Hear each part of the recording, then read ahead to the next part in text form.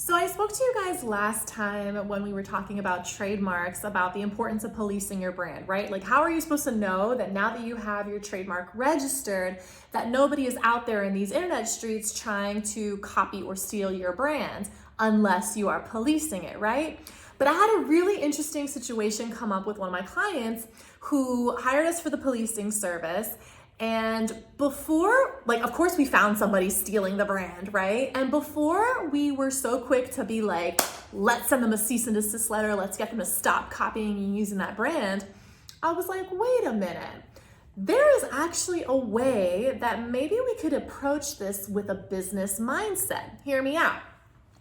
So instead of just immediately sending them a letter, let me reach out to them and let me see if maybe they would be interested in doing some kind of licensing agreement. Now, for those of you who don't know, licensing is just essentially permission for someone else to use your brand so long as they are paying you.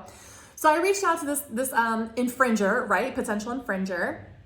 And I said, hey, I told him who I was, the brand that I was representing, the fact that we were trademarked, and then inviting them to a discussion to see if whether or not their client would actually consider borrowing or using my client's brand by entering into a licensing agreement.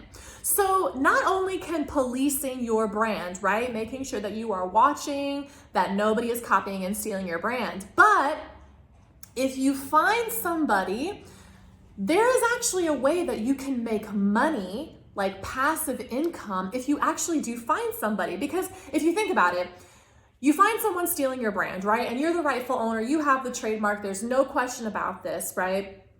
And when you approach them, you're like, hey, you're stealing my brand, by the way, here's my registration, but you know what? I don't want to sue you. I don't want to go to court. It's expensive for me, it's expensive for you. Who knows who's going to pick up the bill? If I win, maybe you'll pick up the bill. If you win, maybe I'll have to pick up the bill, right? So before we start going straight to fighting and duking it out in court, let's see if we can come to a reasonable understanding. Maybe we can actually become business partners by allowing you permission to use my brand. You don't have to rebrand, right? You don't have to rebrand. I'm not going to force you from stopping.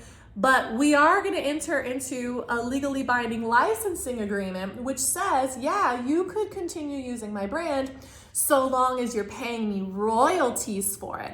And here's why my client loved this idea. They loved it because obviously they're in business to make money, right? Like, we're not in business to be suing people left, right, and center. We're in business to make money. And even he was over the moon because of the fact that this is a way for him to make money passively, meaning he already put in the work. He already has a reputation for his brand. He's already known for his brand. He's already marketing. He's already having his clients and his customers and his audience recognizing his brand, right? But now this is just another income stream that he does not have to do any more work in order to make this increase of passive income. All he would have to do is have the licensing agreement and collect those royalty checks, okay?